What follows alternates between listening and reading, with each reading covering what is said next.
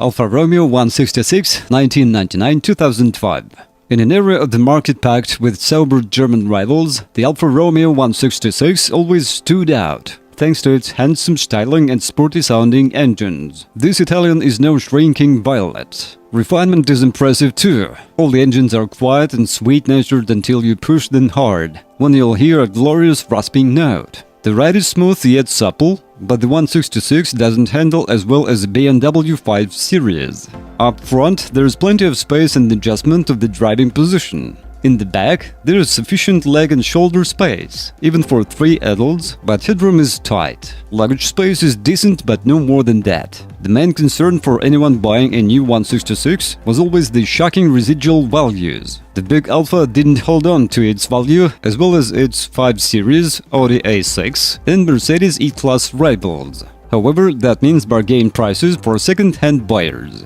Given Alfa Romeo's reputation for mediocre reliability, the marque has performed poorly in what cars reliability surveys. Should potential 166 buyers be worried? Possibly. The gearbox is prone to faults and knocking over bumps and uneven tire wear and signs of possible problems with the suspension. The engines need careful servicing too. It's best to avoid cars without a full Alfa Romeo service history and those which don't appear to have been well looked after. Early cars built between 1999 and March 2001 were recalled to check for problems with the power-assisted steering, while 166s built between May and September 2004 were recalled over possible fuel leaks. Check that the model you're interested in made the necessary visits to the dealer. The Alfa Romeo 166's interiors appears pretty sturdy, although some owners have reported various rattles and squeaks. We've also heard of occasional glitches from the climate control system. Best is the base 2-liter petrol. With just 150 bhp, it doesn't have a great deal of pulling power at low revs,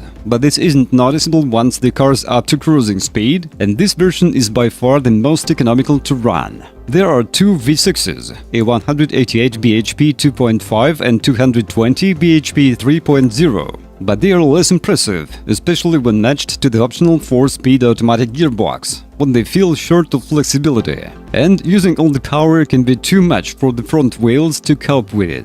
Every model in the range has plenty of equipment. Some would stick with entry-level Turismo trim. This gives you climate control, alloy wheels, twin front and side airbags, traction control, heated door mirrors, and electric windows front and rear. Lasso models also have heated leather seats that are electrically adjustable, while V6 models get full dynamic stability control. Well, if you are the owner of this car, then please describe the problem that you had to face during the operation of the car. Perhaps it is your feedback that will help viewers when choosing a car. That's it for today. Thanks everyone for attention. It isn't much work for you to subscribe to the channel. See you soon.